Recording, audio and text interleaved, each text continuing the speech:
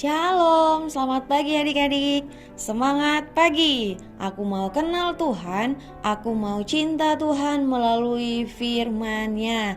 Nah adik-adik, kita bersyukur kalau di pagi hari ini Tuhan berkenan bagi kita untuk merenungkan kebenaran firman-Nya di dalam renungan harian sekolah minggu GKTB. Nah adik-adik, sebelum kita merenungkan firman Tuhan, mari kita berdoa. Tuhan Yesus, kami bersyukur di pagi hari ini kami kembali lagi boleh bangun dengan kekuatan dan tubuh yang sehat yang telah Tuhan berikan kepada kami.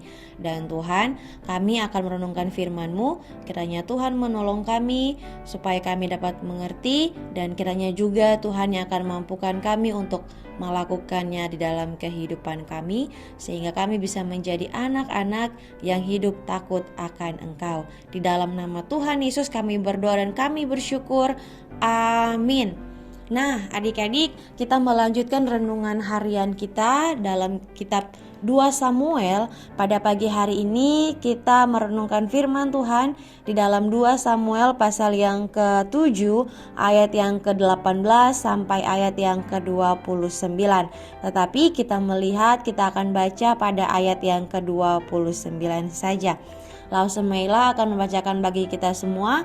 Adik-adik bisa menyimaknya di skrin HP-nya masing-masing, ataupun juga bisa membuka Alkitabnya di rumah.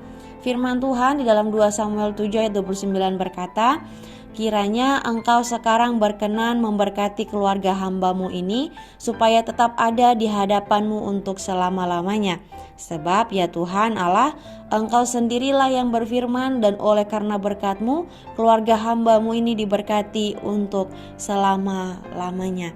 Nah adik-adik, setelah menerima janji Tuhan, kalau kita bisa baca pada ayat-ayat sebelumnya, Daud pun segera memanjatkan doanya kepada Tuhan. Dia sadar bahwa doa begitu penting di dalam kehidupannya.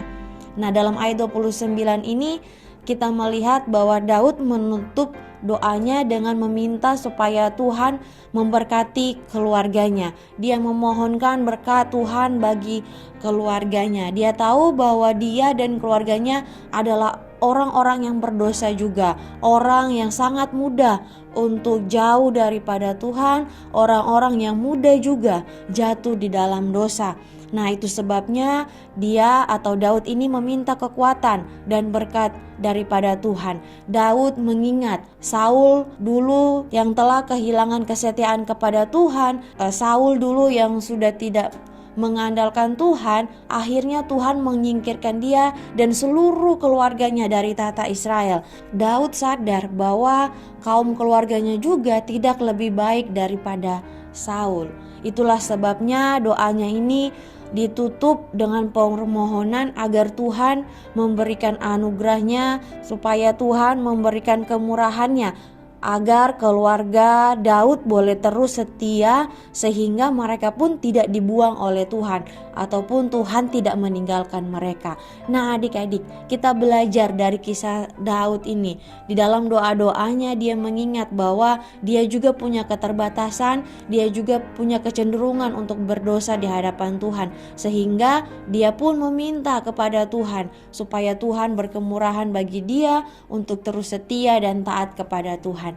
Nah adik-adik, ketika kita juga dalam hari lepas hari kita, biarlah kita ingat juga bahwa kita tidak lebih baik daripada orang-orang yang telah melakukan kesalahan.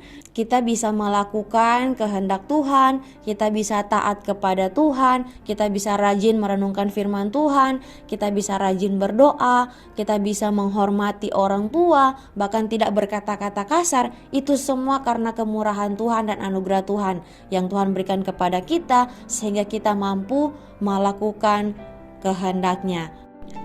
Nah adik-adik, karena kita juga memiliki kecenderungan untuk berbuat dosa, karena kita juga tidak tahu apa yang akan terjadi ke depannya, maka perlulah bagi kita setiap hari untuk meminta kepada Tuhan supaya Tuhan memberkati kita dengan iman dan ketaatan, supaya Tuhan memberikan kita hati yang mau sungguh-sungguh taat kepada Tuhan. Karena tanpa pertolongan Tuhan, kita pun tidak mampu taat kepada Tuhan.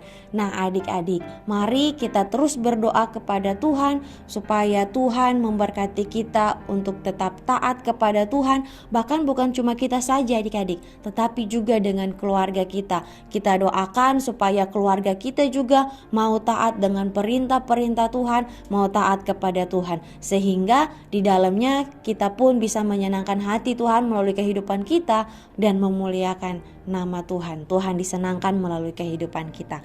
Amin. Untuk kebenaran firman Tuhan, mari kita berdoa. Terima kasih Tuhan untuk firman Tuhan di pagi hari ini mengingatkan kami untuk tidak jemu-jemu berdoa kepada Tuhan. Dan Tuhan, kami berdoa kiranya Tuhan terus memampukan kami, Tuhan terus berkemurahan bagi kami untuk berikan kami ketaatan kepada Tuhan, untuk supaya kami mau terus mengandalkan Tuhan, dan biarlah Tuhan melalui kehidupan kami, Tuhan disenangkan, nama Tuhan dipermuliakan. Terima kasih Tuhan, kami berdoa, kami menyerahkan aktivitas kami di hari ini, kiranya Tuhan menolong kami supaya kami terus menyenangkan hati Tuhan, supaya kami menjadi anak-anak yang takut akan Tuhan. Bahkan kami berdoa untuk mama papa dalam pekerjaan mereka, dalam usaha mereka, kiranya Tuhan juga memberkati. Di dalam nama Tuhan Yesus kami berdoa, amin. Nah adik-adik, demikianlah renungan harian kita di pagi hari ini. Kiranya Tuhan memberkati kita semua. Tetap jaga kesehatan dan happy weekend. Bye-bye.